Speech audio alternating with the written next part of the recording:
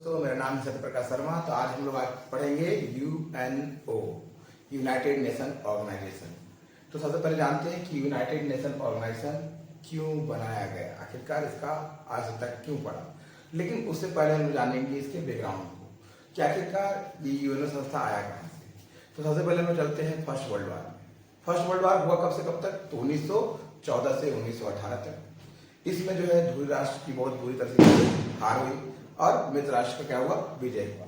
अर्थात देखिए 1914 से 1918 तक क्या हुआ? फर्स्ट वर्ल्ड वार हुआ और कंक्लूजन में 1918 में जो है धुरी राष्ट्र क्या हो गया? धुरी राष्ट्र की पराजय हुई। अब जब धुरी राष्ट्र हार गया तो जर्मनी को अपमानजनक क्या सामना करना पड़ा? संधि का सामना करना पड़ा। अपमानजनक संधि का सामना करना पड़ा। वो भी कौन सा?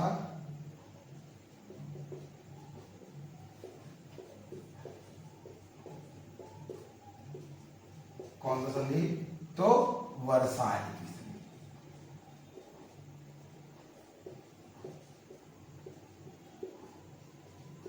लेकिन जब वर्साई का संधि हुआ उसी दौरान जो है अमेरिका के जो राष्ट्रपति थे उनका नाम था वुड्रो विल्सन।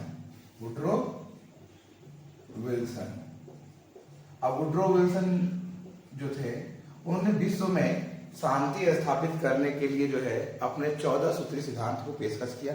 ठीक, और 14 सूत्री सिद्धांत में एक बात कहा गया कि विश्व में शांति लाने के लिए एक ऐसी संस्था की आवश्यकता है जो पूरी दुनिया को युद्ध से दूर लेकर जाए, अर्थात द्वैत विश्व ना होने दे, ऐसा संस्था का स्थापना किया जाए। इसका लिए जो है वुड्रो विल्सन ने लीग ऑफ नेशन नाम की क्या बनाई?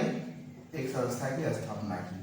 कब किया? 10 जनवरी 1920 को। अब 10 जनवरी 1920 को क्या चीज का स्थापना हो गया? लीग ऑफ नेशन का क्या हो गया? स्थापना हो गया।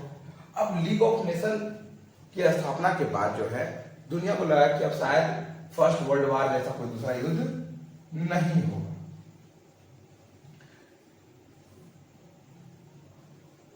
दूसरा युद्ध नहीं होगा। कब लगा ऐसा? तो 10 जनवरी 1920 के बाद। लेकिन जो है यूनाइटेड लीग ऑफ नेशन जो था वो अपने उद्देश्यों में सफल नहीं हो सका और ये अपने उद्देश्य में फेल हो गया। अर्थात ये फर्स्ट वर्ल्ड वार के बाद सेकेंड वर्ल्ड वार को रोकने में क्या हो गया? असफल हो गया। तो आखिरकार ये लीग ऑफ नेशन क्यों असफल रहा और लीग ऑफ नेशन के क्या उद्देश्य थे? दो चीज हम लोग जाना लीग ऑफ नेशन के बाद। पहला क्या है कि आखिर इसके उद्देश्य क्या थे और ये कैसे असफल हो गया। तो लीग ऑफ नेशन के मूल उद्देश्य क्या था? पहला उद्देश्य था दुनिया में शांति लाना। दूसरा, दुनिया में चल रहे श्रमिकों के समस्याओं का समाधान करना। उसके अलावा जो इसका मेन उद्देश्य था कि दुनिया के विभिन्न विवादों का शांतिपूर्ण ढंग से निपटारा कराना ताकि किसी प्रकार का कोई बहुत बड़ा युद्ध ना हो और दुनिया में अशांति कायम ना हो। उसके अलावा निशस्त्रीकरण को बढ़ावा देना, अर्थात कोई भी देश अपने देश में ज्यादा हथियार ना बनाए, ठीक, सैन्यवाद को रोके, साम्राज्यवाद को रोके। ये इसका मूल क्या था? उद्देश्य था, टारगेट था। लेकिन इसका फेल होने का मेन कारण क्या था? ये क्यों असफल हो गया? इसका उद्देश्य तो बड़ा अच्छा था, दुनिया में क्या लाना? शांति लाना। और क्या लाना? समझौता कराना, समझौतापूर्ण तरीके से कोई भी विवाद को निपटारा कराना। उसके अलावा क्या था? निशस्त्रीकरण।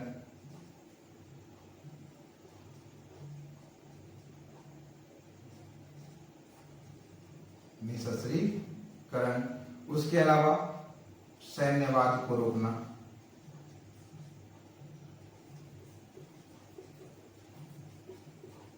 साम्राज्यवाद को रोकना।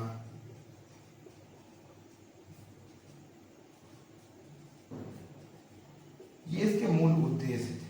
क्या थे? उद्देश्य। लेकिन उसमें ये क्या हो गया? असफल हो गया। तो आखिरकार लीग ऑफ नेशन जो है अपने उद्देश्य में असफल क्यों रहा? तो सबसे पहले हम जानेंगे असफलता। अब किसका? लीग ऑफ नेशन का। लीग ऑफ नेशन आखिरकार असफल क्यों रहा? तो लीग ऑफ नेशन असफल होने का मूल कारण क्या था इसका? तो कारण था जिस अमेरिका ने इसकी स्थापना की,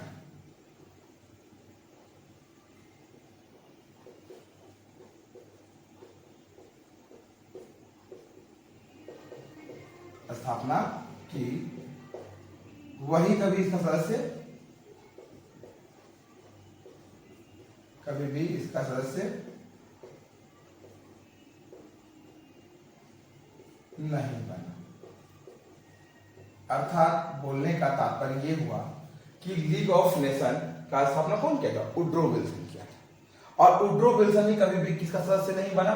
तो मैंने वुड्रो विल्सन क्या बना? अमेरिका कभी सदस्य नहीं बना किसका? लीग ऑफ नेशन का। ये पहला असफल कारण हुआ इसका। दूसरा जो है, लीग ऑफ नेशन दुनिया में शांति कायम करने के लिए हुआ था, लेकिन जैसे जैसे जर्मनी का शक्ति जो है बढ़ते गया, जर्मनी में नाजीवाद का विकास हुआ हिटलर के नेतृत्व में, और हिटलर जो है पोलैंड पर आक्रमण कर देता है 1 सितंबर 1940 को, और लीग ऑफ नेशन देखता का देखता रह जाता है। उसके अलावा जो जर्मनी था वो फ्रांस को भी हरा देता है युद्ध में, और रूस पर भी आक्रमण करता है। और इन सभी युद्धों को हाथ पर हाथ रखकर कौन देख रहा था? League of nation. जिससे कि ये युद्ध क्या हो गया? अगर मैंने देखा जाए तो लीग ऑफ नेशन क्या हो गया? असफल हो गया। अब लीग ऑफ नेशन का कोई मायने बच नहीं गया। क्यों नहीं बच गया? क्योंकि लीग ऑफ नेशन का मूल उद्देश्य क्या था? दुनिया में शांति कायम करना। लेकिन हम लोग जब देखते हैं कि ये जो 5 इसके मूल उद्देश्य थे, उस उद्देश्य को पूरा करने के लिए सबसे पहले तो इसको स्थापना किया, तो वही इसका सदस्य नहीं बना। उसके बाद दूसरा देखते हैं हम लोग क्या जी, कि जर्मनी और इटली का जैसे जैसे शक्ति बढ़ते गया, लीग ऑफ नेशन उनकी शक्तियों पर नियंत्रण नहीं कर सका, और लीग ऑफ नेशन के सिद्धांतों को वे लोग तार तार करके अपने साम्राज्यवादी विचारधारा को क्या करते गए? फैलाते गए। कौन? इटली और जर्मनी। जिससे लीग ऑफ नेशन के अस्तित्व को क्या हुआ? खतरा हुआ, और ये अपने उद्देश्य में क्या हो गया? असफल हो गया। तो ये तो रहा बात क्या जी का? लीग ऑफ नेशन का फर्स्ट वर्ल्ड वॉर के बाद का सिनारियो। लेकिन अब यूएनओ फिर कैसे स्थापित होने का बात हुआ? तो देखिए, सबसे पहले हम जानते हैं क्या जी, कि लीग ऑफ नेशन जो है उसको स्थापित करने के बाद जो है, ये जब असफल हो गया लीग ऑफ नेशन, तो फिर यूएनओ का स्थापना का बात कहां से पहुंचता है? तो उसको भी हम लोग देख लेते हैं थोड़ा सा कि आखिरकार ऐसा क्या हुआ। तो देखिए, सबसे पहले जो है 1 सितंबर 1939 को क्या चीज हुआ? सेकेंड वर्ल्ड वॉर क्या हुआ? शुरू हो गया। यानी कि सेकेंड वर्ल्ड वॉर कब शुरू हुआ? 1 सितंबर 1940 को। जर्मनी जो है किस पर अटैक कर दिया? जर्मनी जो है अटैक्स ऑन पोलैंड जो है, अगर देखा जाए तो जर्मनी जो है किस पर आक्रमण कर दिया? पोलैंड पर आक्रमण कर दिया, और सेकेंड वर्ल्ड वॉर शुरू हो गया। अगर देखा जाए फर्स्ट वर्ल्ड मैंने सेकेंड वर्ल्ड वॉर को भी अगर देखा जाए तो 2 पार्ट बना। एक बना मित्र राष्ट्र, और दूसरा धुरी राष्ट्र। अब इसे मित्र राष्ट्र में कौन था? तो सबको पता है, ब्रिटेन। नहीं भी पता है तो जान लीजिए, ब्रिटेन। फिर दूसरा रूस, तीसरा फ्रांस, चौथा अगर देखा जाए तो इधर आ जाएगा अमेरिका। अमेरिका सबसे लास्ट में भाग लिया इसमें, पर इन सभी देशों में सबसे लास्ट में पार्टिसिपेट करने वाला देश कौन सा था? अमेरिका। 1941 दिसंबर महीना। कौन महीना? दिसंबर। बोलते लगभग 1942। लगभग कितना? 1942। तो इतना भी भाग लिया। इस तरह से 4 देश इधर, और धुरी राष्ट्र में इटली, जर्मनी और जापान। तो इस तरह से देखते हैं कि धुरी राष्ट्र में कितने देश थे? इटली, जर्मनी और जापान। तो फिर से युद्ध शुरू हुआ दोनों गुटों में। इसमें युद्ध का मेन कारण क्या था? कि जर्मनी जो है किस पर अटैक किया था? पोलैंड पर अटैक किया था, और सेकेंड वर्ल्ड वॉर क्या हो गया? शुरू हो गया था। युद्ध को 2 फेज में देखा गया है। अगर देखा जाए तो एक 1939 से 42, और दूसरा फेज जो था फर्स्ट फेज इसको बोल सकते हैं। और सेकेंड फेज 1942 से 1945 तक, सेकेंड फेज। अब देखिए फर्स्ट फेज में क्या हुआ, धुरी राष्ट्र मित्र राष्ट्र पर भारी पड़ रहा था। कौन किस पर भारी पड़ रहा था, धुरी राष्ट्र मित्र राष्ट्र पर भारी पड़ रहा था। अर्थात बोलने का मतलब जो है धुरी राष्ट्र जीते जा रहा और कौन धूल चाटते जा रहा, तो मित्र राष्ट्र ब्रिटेन, रूस, फ्रांस, लगभग जर्मनी और इटली मिलकर, दोनों मिलकर जो है सबको खलास करते जा रहा था। फ्रांस को तो महज 15 दिन का युद्ध में 1940 में हरा दिया जर्मनी, और ब्रिटेन को भी लगभग रास्ते और ठिकाना पहुंचा ही दिया था। लेकिन बीच में ये लोग तुष्टिकरण नीति ब्रिटेन अपना लिया और जर्मनी से कुछ समझौता कर लिया, और इस तरह से जो तुष्टिकरण नीति अपनाने के कारण जो है युद्ध रुक गया। वहीं रूस से जो युद्ध हुआ उस दौरान जो है जर्मनी जो है बीच में युद्ध रोक दिया, और फिर जो है जर्मनी जो है युद्ध जब रोका तो जापान जो है उस समय जो है अमेरिका के पर्ल हार्बर बंदरगाह पर क्या कर दिया, अटैक कर दिया। अर्थात अगर देखा जाए तो पहला फेज जो है ये धुरी राष्ट्र के पक्ष में था। अर्थात धुरी राष्ट्र का पलड़ा क्या था, भारी था, और मित्र राष्ट्र का पलड़ा क्या था, कमजोर था फर्स्ट फेज में। लेकिन जब हम बात करते हैं क्या सेकेंड फेज का 1942 से 1945 के बीच में, तो इस समय फिर अमेरिका जब 1942 में शामिल हुआ तो मित्र राष्ट्र का पावर क्या हो गया, धीरे धीरे बढ़ गया, उसको बूस्ट मिला उसका पावर को। और इस तरह से जो है ये जो मित्र राष्ट्र है वो क्या किया, अब हावी होने लगा किसका ऊपर, जर्मनी के ऊपर। जर्मनी जो है बिना सोचे समझे जो है रूस का ऊपर क्या कर दिया, आक्रमण कर दिया। इससे फिर क्या हुआ, यानी कि जर्मनी जो है कब 1942 के आसपास में रूस पर क्या कर दिया, आक्रमण, रूस पर आक्रमण किया। कौन किया आक्रमण रूस पर, जर्मनी। यानी कि जर्मनी ने रूस पर क्या कर दिया, आक्रमण कर दिया। जर्मनी ने रूस पर आक्रमण कर दिया कब, लगभग 1942-43 में। इससे फिर क्या हुआ, इस दौरान जब आक्रमण किया तो रूस बहुत ही पावरफुल देश था, और उसका जो सैन्य शक्ति था वो बहुत ज्यादा मजबूत, दुनिया से बड़ा देश भी ऐसे भी, और उस समय तो रूस और भी ज्यादा बड़ा था, ठीक। तो इस तरह से रूस का पावर बहुत ज्यादा था, और उसके सामने जर्मनी का सेना टिक नहीं पाया। जर्मनी के लाखों सैनिक मारे गए उस युद्ध में, जिससे हिटलर जो है क्या कर लिया 1945 में 30 अप्रैल को अपने आप को शूट आउट कर लिया, अर्थात गोली मारकर आत्महत्या कर लिया। कौन, जर्मनी का हिटलर। और उसी दौरान इटली का जो मुसोलिनी, यानी कि वो भी जो तानाशाही था, वो भी जो है ब्रिटेन से और अमेरिका से जो है हार जाता है, और इटली का जो राजा होता है वो मुसोलिनी को गिरफ्तार करने का वारंट निकाल देता है। इसलिए जो है इटली का जो मुसोलिनी भी ऐसा कहा जाता है कि सुसाइड कर लिया, कि कुछ लोग बोलते हैं कि उसको कुछ संस्था जो था मैंने कहीं का वो उसको गोली मार दिया, यानी कि या तो उसका हत्या कर दिया गया और या तो वो क्या कर लिया, सुसाइड कर लिया, ऐसा कहा जाता है। वही जापान जो है धुरी राष्ट्र की तरफ से अंत तक लड़ता रहा, और 6 अगस्त 1945 और 9 अगस्त 1945 को अमेरिका के द्वारा, किसके द्वारा, अमेरिका के द्वारा एटम बम फोड़ दिया गया हिरोशिमा और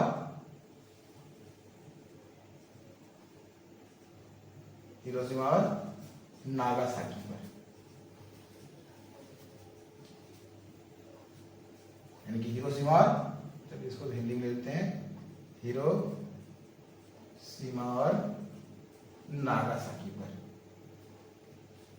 यानी कि अमेरिका जो है, अमेरिका के द्वारा जो है एटम बम फोड़ा जाता है किसके ऊपर, हिरोशिमा और नागासाकी, दोनों ही जापान का एक प्रमुख शहर, दोनों ही, ठीक। एक 6 अगस्त को और दूसरा 9 अगस्त को। एक लिटिल बॉय और एक फैट मैन नामक 2 बम फोड़ दिए गए, परमाणु बम।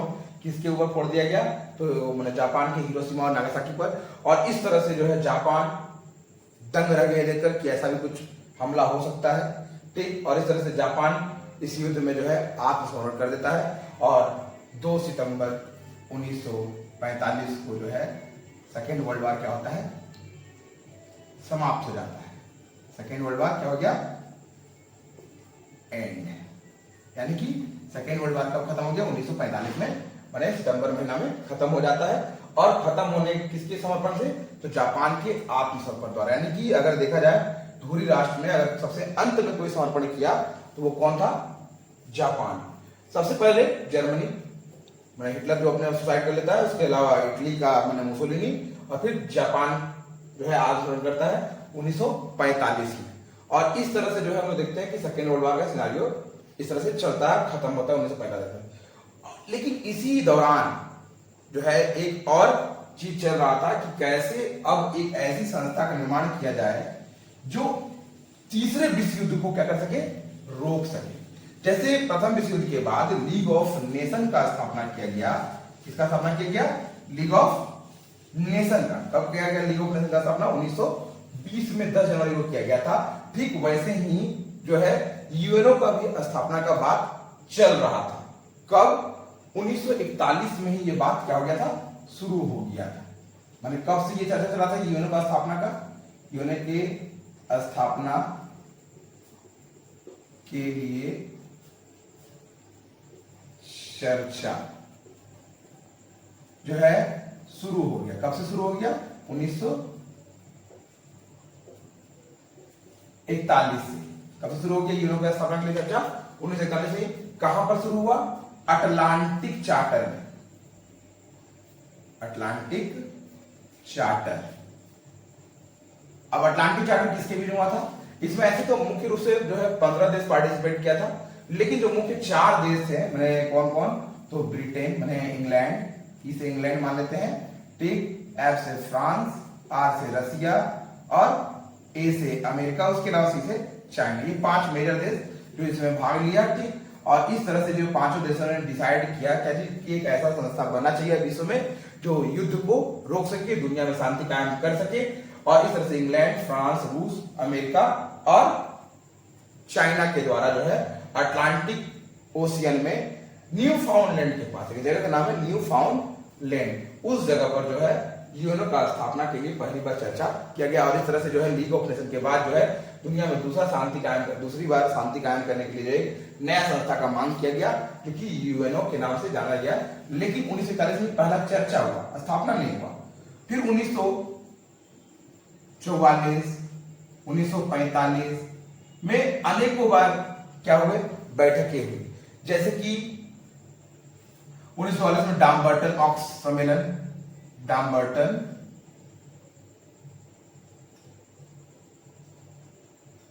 कॉन्फ्रेंस।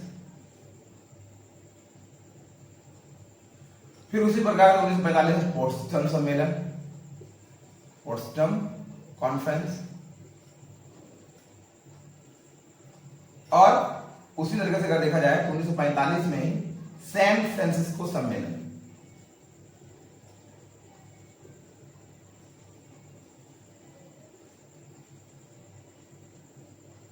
हुए। यानी कि 3 लगातार सम्मेलन बुलाए गए। किसकी स्थापना के लिए? तो यूएनओ की स्थापना के लिए। अंततः जो है सैन फ्रांसिस्को सम्मेलन, जो कि अमेरिका में ही है, ठीक, अमेरिका के पश्चिमी छोर पर। अगर अमेरिका का मैप देखा जाएगा कुछ इस प्रकार से, अगर मैप है उसका, ठीक, तो इस छोर पे जो है ना अमेरिका का क्या चीज है? एक सैन फ्रांसिस्को बोल गया जी है शहर है, ठीक। तो यहीं पर क्या हुआ? सैन फ्रांसिस्को में बैठक हुआ और वहां पर ही लगभग 50 देशों के हस्ताक्षर के बाद जो है जून 1945 में जो है यूएनओ का नींव रखा गया, जिसका स्थापना जो हुआ 24 अक्टूबर 1945 को। यानी कि 24 अक्टूबर 1945 को किसका स्थापना हो गया? यूएनओ का स्थापना हुआ। जिस समय स्थापना हुआ उस समय इसमें कुल 50 सदस्य थे, 50 मेंबर्स। अर्थात कितने सदस्यों ने हस्ताक्षर किया था? 50 सदस्यों के द्वारा क्या किया गया था?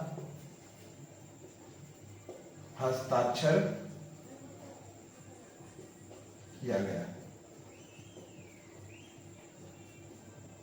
किंतु जब जून में 50 सदस्यों के द्वारा हस्ताक्षर किया गया तो उसी जून में जो है 51वां सदस्य भी इसमें शामिल हो गया था। 1900 में जब 45 में 24 अक्टूबर को जब इसका स्थापना हुआ तो उस समय स्थापना के दौरान इसमें 51 सदस्य थे। और 51वां सदस्य कौन बना? 51th जो मेंबर बना वो बना पोलैंड। कौन बना? यानी कि पोलैंड। मैंने 51वां सदस्य कौन बना था इसका? पोलैंड बना था। तो इस तरह से हम लोग जाने क्या चीज कि यूएनओ का स्थापना कब हुआ, तो 1945 में 24 अक्टूबर को हुआ। लेकिन उससे पहले क्या था, लीग ऑफ नेशन था, वो असफल हुआ। सेकेंड वर्ल्ड वार हुआ। सेकेंड वर्ल्ड वार में जब पूरा दुनिया में तबाही मच गया तो कुछ देश को ऐसा लगा कि हम लोग को फिर ऐसा एक संस्था बनाया जाना चाहिए जो क्या हो, जो दुनिया में शांति कायम कर सके। इसलिए उन लोगों ने सोचा कि यूनाइटेड नेशन ऑर्गेनाइजेशन जैसी संस्था की आवश्यकता है। और इस तरह से जो है अगर देखा जाए तो इसकी स्थापना का जो मूल श्रेय जाता है अगर व्यक्ति को, तो उसका आदमी का नाम है रूजवेल्ट। क्या नाम है? रूजवेल्ट। ये अमेरिका के क्या थे? राष्ट्रपति थे। अमेरिका के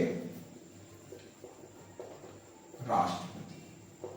यानी कि अगर देखा जाए तो यूएनओ के स्थापना का मूल श्रेय जो जाता है किसको जाता है? रूजवेल्ट को जाता है। और ये क्या थे? अमेरिका के राष्ट्रपति थे। ठीक, तो इस तरह से हम लोगों ने देखा कि यूएनओ का स्थापना कैसे हुआ। अब हम लोग जानेंगे कि यूएनओ का मूल उद्देश्य क्या था।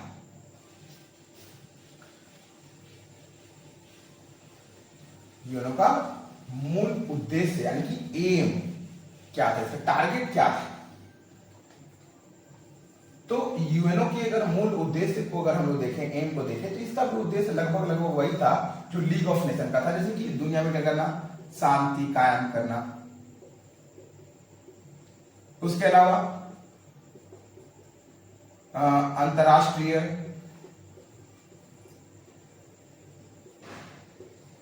विवादों का निपटारा करना। उसके अलावा क्या हो जाएगा, तो ए में ही आ जाएगा इसका क्या जी? निशस्त्रीकरण।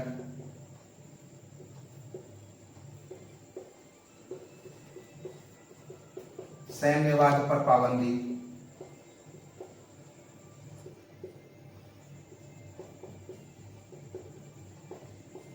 ठीक ऐसे ही अगर देखा जाए तो साम्राज्यवाद पर रोक।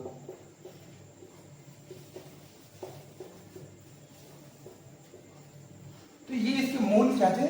उद्देश्य थे, माने एम था, टारगेट कि ऐसा होना चाहिए। एक दूसरे के मामले में कोई देश हस्तक्षेप ना करे, सभी यूएनओ के सिद्धांतों का पालन करे। ये सब इसका मूल क्या था?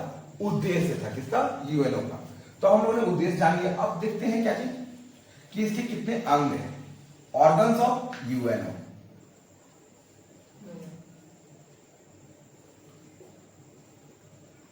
तो इसके 6 अंग हैं। कितने अंग हैं? 6। पहला महासभा। क्या है? महासभा। दूसरा क्या है? सुरक्षा परिषद। कौन परिषद? सुरक्षा परिषद। तीसरा क्या है? आर्थिक एवं सामाजिक परिषद। सामाजिक परिषद। चौथा क्या है अगर देखा जाए तो? न्यास परिषद।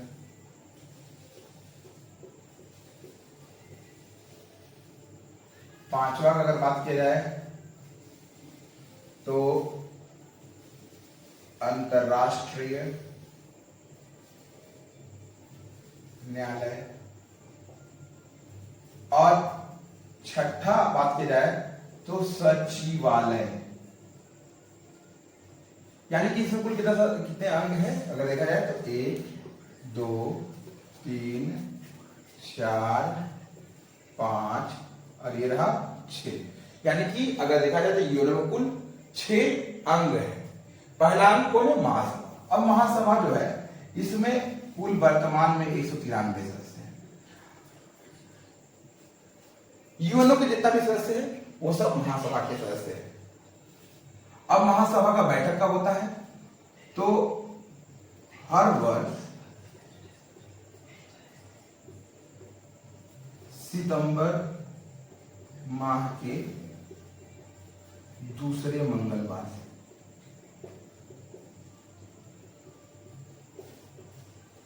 इसका बैठक कब से होता है? एक समझना क्या? उसके बाद देखते हैं कि एक देश इसमें 5 प्रतिनिधि को भेज सकते हैं। इसमें एक देश 5 प्रतिनिधि को भेज सकते हैं, जिसमें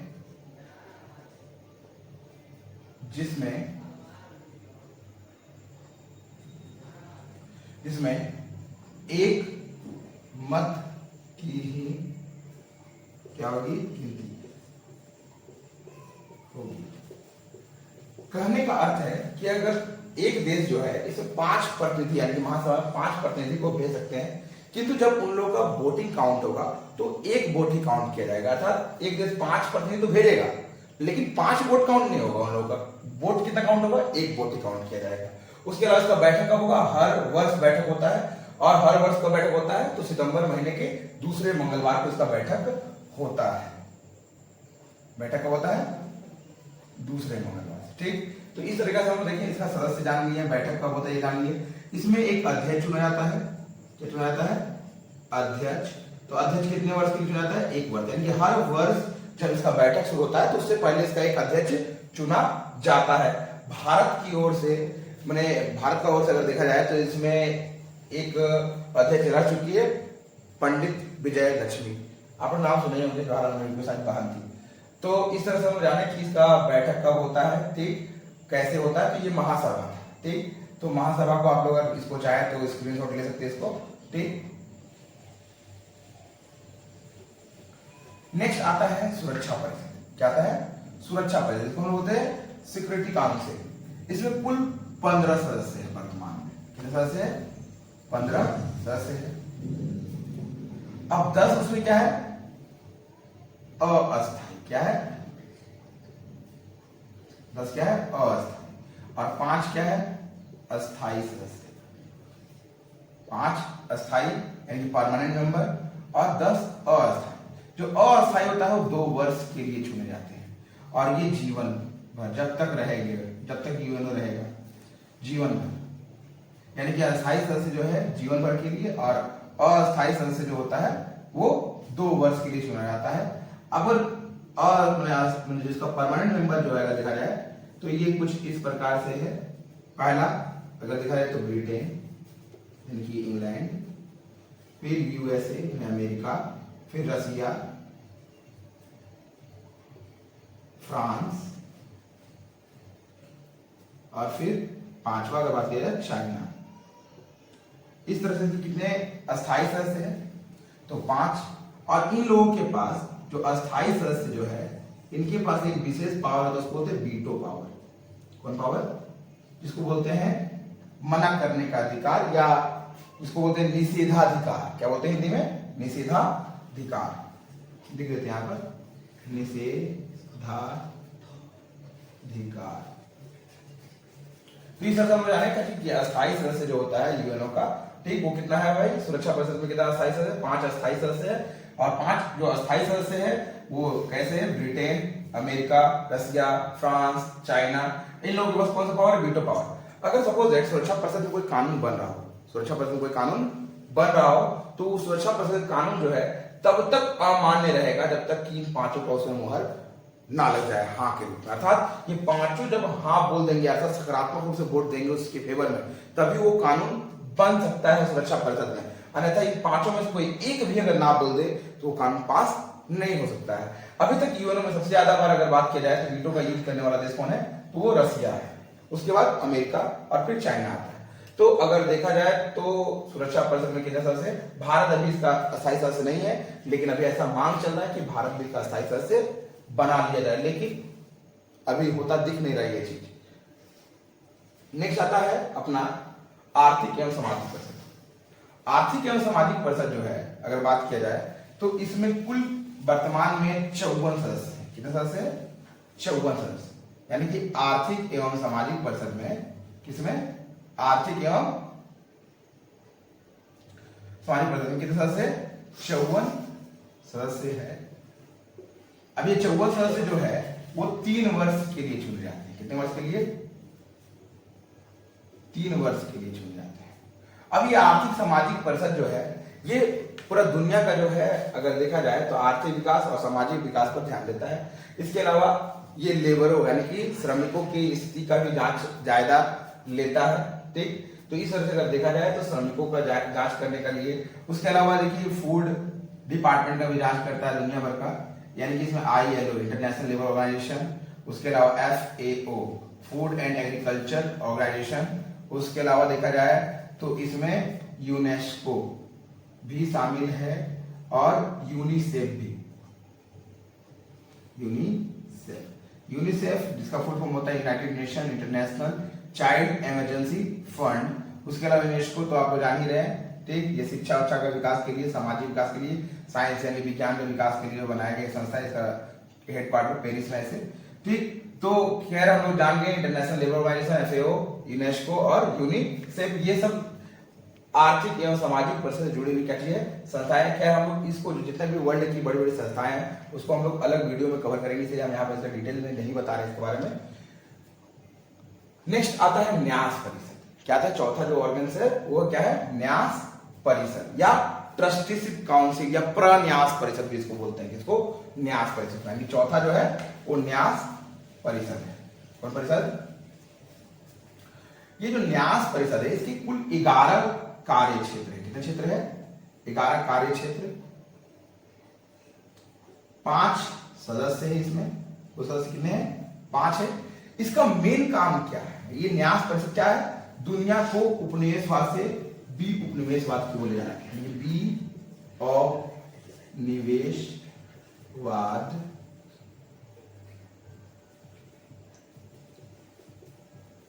को बढ़ावा देना, इसका काम है न्यास परिषद का।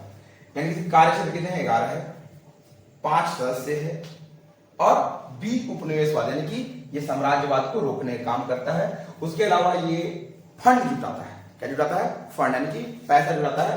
किसका, कार्यवाही को मैंने सुचारू रूप से चलाने के लिए, तो यूएनओ के कार्य को सुचारू रूप से चलाने के लिए भारत कितना रुपया देता है, तो अपने कुल आय का, कुल जीडीपी का, मैंने जितना भी भारत का पर कैपिटा इनकम जितना भी पूरा होल अमाउंट जो कमाई का है उसका 1% जो है वो न्यास परिषद को भारत देता है। भारत का बहुत कम यहाँ डोनेशन है। उसके अलावा बात करते हैं जो 5वां अंग है वो है अंतरराष्ट्रीय न्यायालय। यहाँ पर लिखते हैं वहां बहुत कम जगह है, अंतरराष्ट्रीय न्यायालय। तो अंतरराष्ट्रीय न्यायालय जो है अगर देखा जाए, अंतरराष्ट्रीय न्यायालय अगर देखा जाए, ठीक, तो इसमें कुल जो है 15 जज होते हैं। कितने जज होते हैं, 15 न्यायाधीश। कितने न्यायाधीश है, कितने न्यायाधीश होते हैं, 15 न्यायाधीश होते हैं। ठीक, इनको कितने वर्ष के लिए चुना जाता है, 9 वर्ष के लिए चुना जाता है। ठीक, इसका हेडक्वार्टर कहाँ है, नीदरलैंड के हेग में। कहां पर है, नीदरलैंड के हेग में। ठीक, तो हेग में हेडक्वार्टर है, इनके मुख्यालय। किसका मुख्यालय,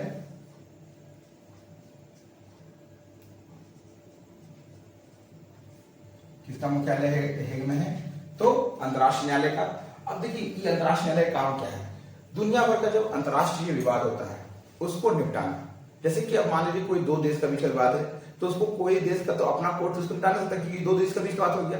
तो ऐसे केसों को निपटाने के लिए जो है अंतरराष्ट्रीय न्यायालय जो है काम करता है। और अंतरराष्ट्रीय न्यायालय जो है अगर देखा जाए तो उसमें अगर कोई फैसला होना होता है, तो जैसे मान लीजिए कोई भी मुद्दा गया, तो उसमें अगर मान लीजिए 2 पक्ष खड़ा है, तो उन पक्षों में से एक पक्ष की तरफ अगर 9 जज से कम का वोट गया है, तो वो पक्ष में वो आदमी हार गया, वो यानी कि वो देश हार गया। सपोज दैट ए और बी 2 है, अगर एक तरफ वोट 8 जाता है, एक तरफ 7 जाता है, तो ऐसा भी इसको कंक्लूजन को सही नहीं माना जाएगा। लेकिन कम से कम अगर इधर 9 है इधर 6 है, तो इस पक्ष वाला को विजेता माना जाएगा। यानी कि वोट कम से कम एक माने किसी भी तरफ में अगर पड़ रहा है तब भारी माना जाएगा जब उसका तरफ कम से कम 9 जज उसके फेवर में, अर्थात एक को तब विजयी माना जाएगा जब उसके पक्ष में कम से कम 9 जज। तो समझ आ गया होगा। खैर ये होता है इंपॉर्टेंट नहीं था, इंपॉर्टेंट ये है कि इसमें कितने न्यायाधीश है, तो कुल न्यायाधीश कितने हैं, तो 15 है। उसके अलावा अगर बात की जाए तो इसको कितना वर्ष के लिए चुना जाता है एक न्यायाधीश को, तो 9 वर्ष के लिए चुना था। इसका मुख्यालय कहाँ, हेग में है। अगर भारत की तरफ से बात की जाए तो नगेंद्र, याद रखिएगा नाम आप लोग, नगेंद्र सिंह। तो वो जो है पहले क्या थे, इसके अंतर्राष्ट्रीय न्यायालय के पहले जस्टिस थे भारत की ओर से। अब बात की जाए तो इसका जो अंतिम जो हम लोग पहुंच गए, अंतिम पड़ाव पहुंच गए इस टॉपिक का, वो है सचिवालय। अब सचिवालय जो है ये क्या होता है, तो सचिवालय अर्थात यूएनओ का जो महासचिव होता है वो सचिवालय में ही बैठते हैं। इनको 5 वर्ष के लिए चुना जाता है। कितने वर्ष के लिए चुना जाता है, 5 वर्ष के लिए चुना जाता है। और अभी वर्तमान समय में एंटोनियस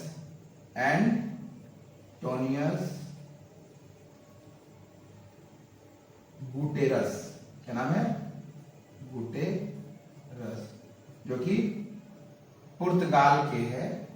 ठीक, कहां के हैं, पुर्तगाल के हैं। ये इसके क्या है, महासचिव है। क्या है, महासचिव। और ये कब तक रहेंगे, देखिए 2017 में बने थे और 2026 तक रहेंगे, यानी 2 बार लगातार ये क्या चुने गए, महासचिव चुने गए हैं। इससे पहले कौन थे, तो वान की मून थे। इससे पहले कौन थे, वान की मून थे। 2017 तक थे। ठीक, और ये कब से थे, 2007 से, यानी कि ये भी 2 बार रहे थे। अगर पहला पूछा जाए, पहला महासचिव के बारे में बात किया जाए अगर, तो कौन थे, ट्रिगवेली। कौन थे, ट्रिगवेली। और इस तरह से हम लोग देखें कि यूएनओ जो हम लोग का टॉपिक था वो क्या हो गया, समाप्त हो गया। ठीक, और अगर बात किया जाए यहाँ पर जो हम लोग यूएनओ के बारे में पढ़े थे, यूएनओ में कुल कितने अंग है, तो 6 अंग है। महासभा, सुरक्षा परिषद, आर्थिक एवं सामाजिक परिषद, न्यास परिषद, अंतर्राष्ट्रीय न्यायालय और सचिवालय। हम लोगों ने सबको एक एक करके देखा है। आप लोग क्या कीजिएगा कि जब हम वीडियो में जो मिटा दे रहे थे उसको आप लोग पॉज करके स्क्रीनशॉट ले सकते हैं। और कुछ अगर ना समझ में आए तो आप कमेंट करके पूछ सकते हैं। ठीक, तो आप हमारे चैनल को सब्सक्राइब करें और इस तरह से हम आप लोगों को बहुत अच्छा वीडियो देते रहेंगे। आज के लिए इतना ही। जय हिंद।